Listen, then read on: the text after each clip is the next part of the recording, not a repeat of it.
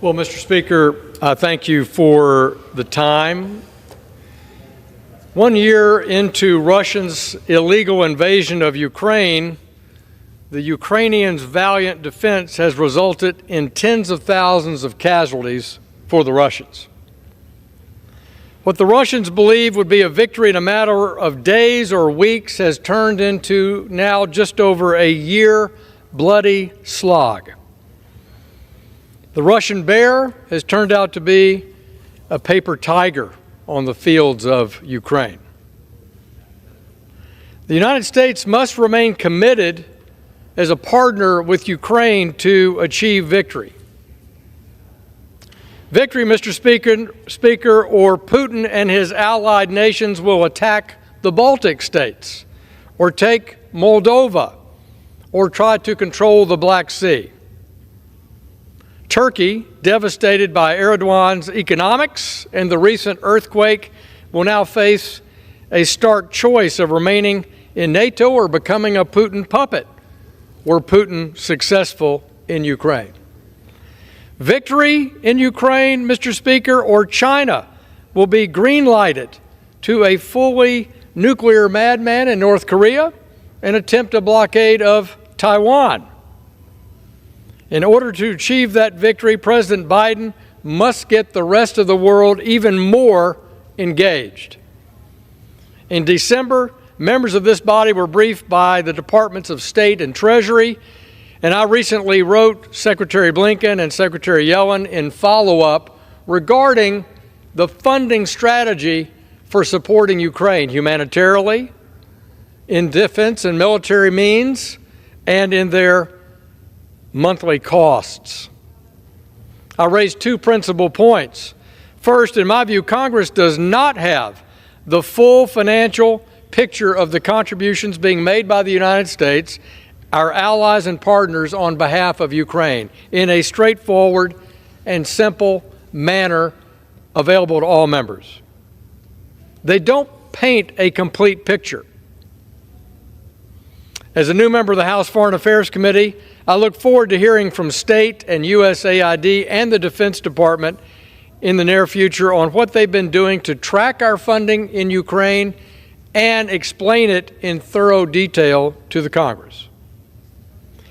Secondly, I raised with the two secretaries the successful 1990-1991 partnership between Secretary of State James Baker and Secretary of Treasury Nicholas Brady in developing an active solicitation of major countries from around the world to fund the U.S. enforcement of the United Nations Security Council resolution authorizing use of force to liberate Kuwait from Iraq's illegal invasion of their sovereign territory.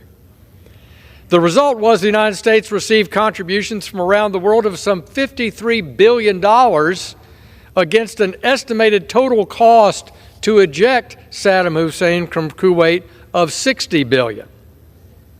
Now, while some of those contributions were in the form of in-kind material support, more than 90% was paid in cash. The United States must be more strongly engaged with our allies to share a greater financial burden for that military, humanitarian, and budget support for the government of Ukraine. Hi, I'm Prasanth here from Global News. Thank you for your care and support. Just a few days ago, on February 20th, Japan pledged $5.5 billion in additional aid to Ukraine. This is on top of the $1.3 billion in financial humanitarian assistance it had already pledged. This is a recent example of precisely what I believe the United States government should be achieving, and achieving in a more aggressive and effective manner. The worldwide response in support of Ukraine has been remarkable, but I believe that significantly more can be done to help Ukraine if additional countries provide more material and financial support in Europe and beyond. The U.S. military has a unique role, an important role, as the lead NATO partner in equipping, training, and providing related military materials. That mission suits us more than any other country.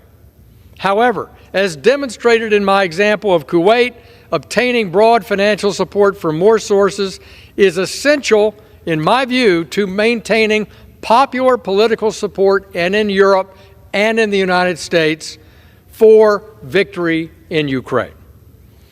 This also demonstrates how peoples from around the globe benefit from a prompt success of preservation of Ukraine's sovereignty. Cost of goods, access to food, fuel, and financing are all impeded by the Russian Federation's illegal action. That makes the case that all nations are hurt by Russia's aggressions. All nations can support Ukraine. President Biden must craft an active and effective campaign to bring forward the financial and material resources from around the world to fully support victory in Ukraine. That's all for today. Thank you. If you want global news to keep you up to date on any new developments, please subscribe our channel and forward our content with your friends on social media and email. Thank you very much for keep supporting me. Stay safe, be blessed. Namaste. Thank you, God bless you, and God bless America.